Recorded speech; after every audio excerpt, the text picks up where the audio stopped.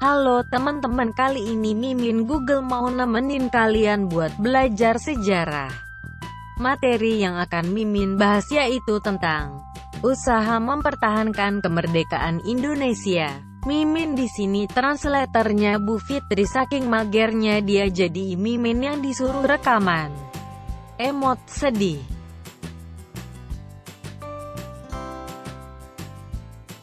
Oke, tanpa basa-basi Mimin mulai. Bismillahirrohmanirrohim. 1. Faktor penyebab konflik Indonesia-Belanda. 2. Peran dunia internasional dalam penyelesaian konflik Indonesia-Belanda. 3. Pengaruh konflik Indonesia-Belanda terhadap keberadaan NKRI. 4. Aktivitas diplomasi Indonesia di dunia internasional untuk mempertahankan kemerdekaan. 5. Perjuangan rakyat dan pemerintah dalam mempertahankan kemerdekaan. 6. Berbagai peristiwa penting di tingkat pusat maupun daerah. 7. Faktor-faktor yang memaksa Belanda keluar dari Indonesia. Peta konsep.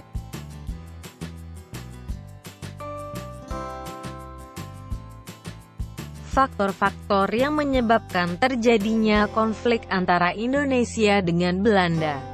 1. Kedatangan tentara sekutu diboncengi oleh NICA. 2. Kedatangan Belanda, NICA berupaya untuk menegakkan kembali kekuasaannya di Indonesia.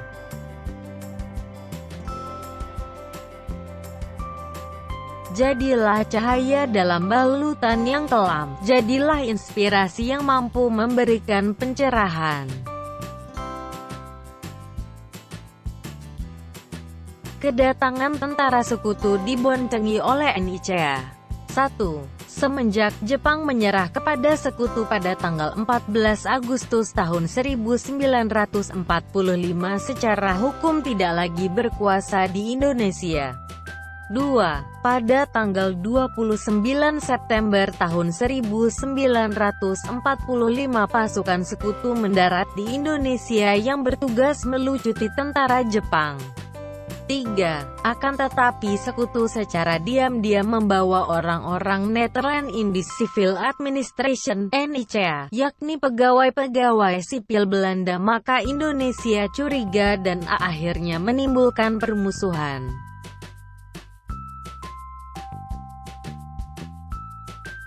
Kedatangan Belanda, NICA, berupaya untuk menegakkan kembali kekuasaannya di Indonesia.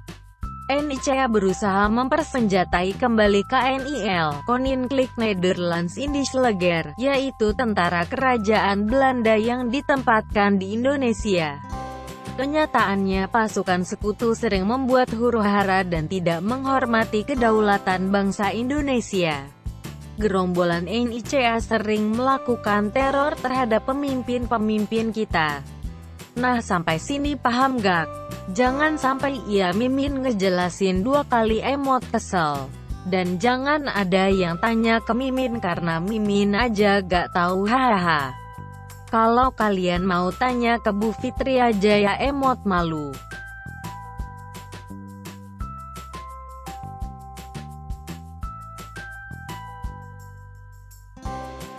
Oke, berhubung Mimin Google belum paham, jadi biar ibu yang menjelaskan. Gimana belajar sama Mimin Google? Seru nggak? Langsung aja, Bismillahirrahmanirrahim. Di sini ibu akan menjelaskan perjuangan fisik dalam mempertahankan kedaulatan NKRI. Perjuangan fisik yang dilakukan Indonesia dalam bentuk perlawanan bersenjata dibagi menjadi 6. Yang pertama adalah Pertempuran Surabaya. Pertempuran ini diawali oleh kedatangan sekutu pada tanggal 25 Oktober 1945 yang dipimpin oleh Brigjen AWS Malabi. Puncak pertempuran ini terjadi pada tanggal 30 Oktober 1945 di Jembatan Merah, Gedung Bank Internasional, yang menewaskan pemimpinnya yaitu Brigjen Malabi. Akibatnya, Inggris memberikan ultimatum agar rakyat Surabaya menyerah kepada sekutu. Akan tetapi, mereka tolak. Sehingga, pada tanggal 10 November 1945, tentara Inggris mulai melancarkan serangan dan rakyat pun melakukan perlawanan.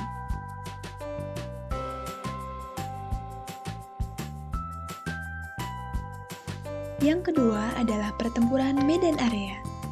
Pada tanggal 9 Oktober 1945, tentara Inggris bersama Nica mendarat di Medan yang dipimpin oleh T.D. Kelly.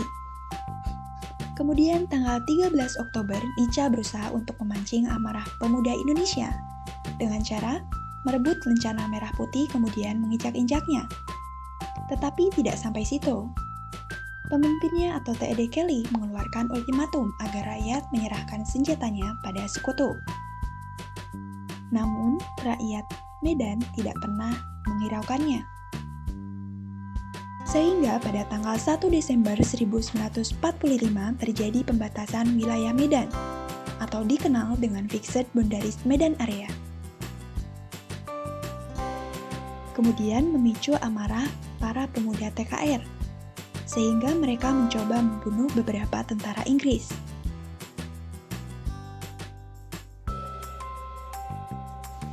Yang ketiga adalah pertempuran Ambarawa. Pada tanggal 20 Oktober 1945, pasukan sekutu di bawah kepemimpinan Brigadir Jenderal Birtel mendarat di Semarang. Kedatangan sekutu pada awalnya disambut baik, tetapi saat pasukan sekutu dan Nica tiba di Ambarawa dan Magelang, bertujuan untuk membebaskan para tahanan Belanda, dan bahkan mereka dipersenjatai untuk membuat marah pihak Indonesia. Sehingga setelah itu terjadilah pertempuran antara TKR atau Tentara Keamanan Rakyat dengan Nica atau Netherlands Indies Civil Administration.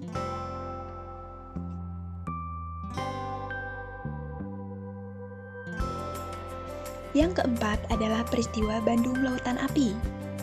Pada tanggal 12 Oktober 1945, pasukan Inggris, Brigadir MacDonald, dan tentara Belanda tiba di kota Bandung. Mereka menuntut agar seluruh senjata api di tangan penduduk diserahkan. Kemudian, TKR atau Tentara Keamanan Rakyat melancarkan serangan pada tanggal 21 November 1945. Sehingga, Kolonel MacDonald mengeluarkan ultimatum agar Bandung Utara dikosongkan termasuk pasukan bersenjatanya. Puncaknya terjadi pada tanggal 24 Maret 1946. Akhirnya, para penduduk menghanguskan kota Bandung untuk mencegah tentara sekutu dan Nica menggunakan kota Bandung Utara sebagai markas mereka.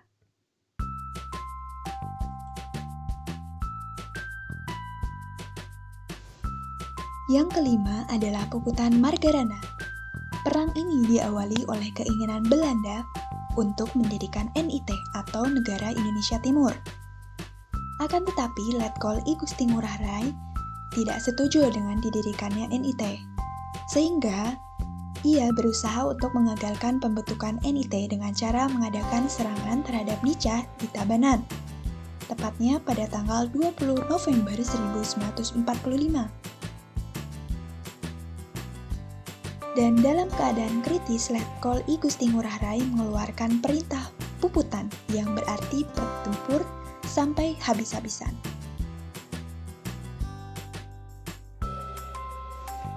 Yang keenam adalah serangan umum 1 Maret 1949. Serangan ini bertujuan untuk memperlihatkan kepada dunia bahwa Republik Indonesia dapat mempertahankan kemerdekaannya. Serangan ini dipimpin oleh Letnan Soeharto. Di bawah kepemimpinannya, semua TNI menyerang dari segala arah sehingga pasukan Belanda pergi dari Yogyakarta.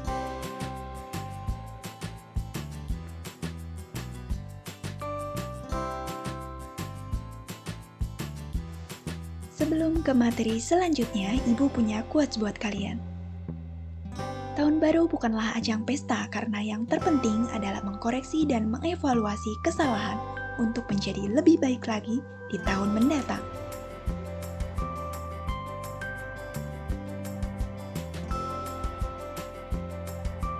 Oke, kita lanjut penjelasannya. Perjuangan diplomasi dalam mempertahankan kedaulatan NKRI. Perjuangan ini dilakukan melalui perundingan-perundingan. Yang pertama adalah Perundingan Linggarjati. Perundingan Linggarjati dilaksanakan pada tanggal 10 sampai 15 November 1946. Perundingan ini ditandatangani pada tanggal 25 Maret 1947. Yang kedua ada Konferensi New Delhi. Konferensi ini dilaksanakan pada tanggal 20 sampai 23 Januari 1949 yang dihadiri negara-negara Afrika dan Australia. Yang ketiga ada Perundingan Rum Royal. Persetujuan perundingan ini ditandatangani pada tanggal 7 Mei 1949. Yang keempat itu Konferensi Meja Bundar atau dikenal sebagai KMB. Konferensi ini diadakan di Den Haag pada tanggal 23 Agustus sampai 2 November 1949.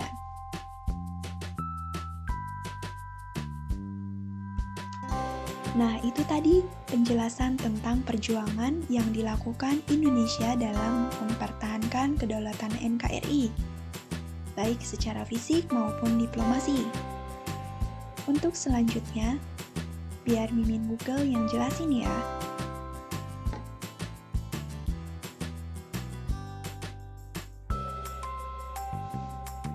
Oh iya, untuk perjuangan diplomasi ini, silakan kalian cari hasil dari perundingan dan konferensinya.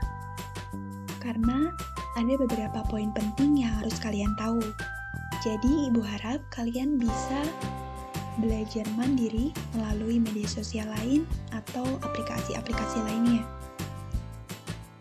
Manfaatkan sebaik mungkin waktu kalian di rumah dan tetaplah jaga kesehatan.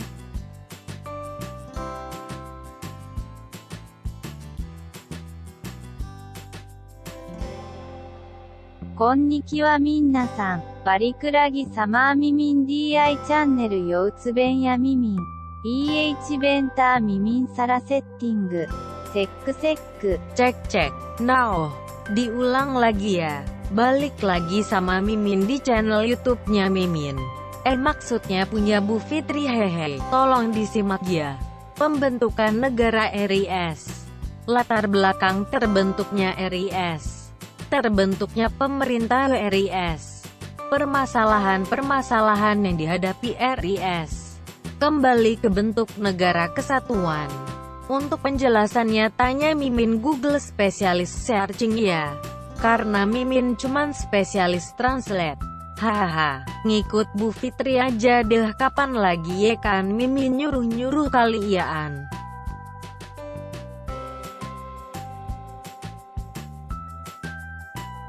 Alhamdulillah, barakallahu fikum. Materi udah Mimin sampaikan, jadi tugas Mimin sudah selesai sampai sini ya. Yeay.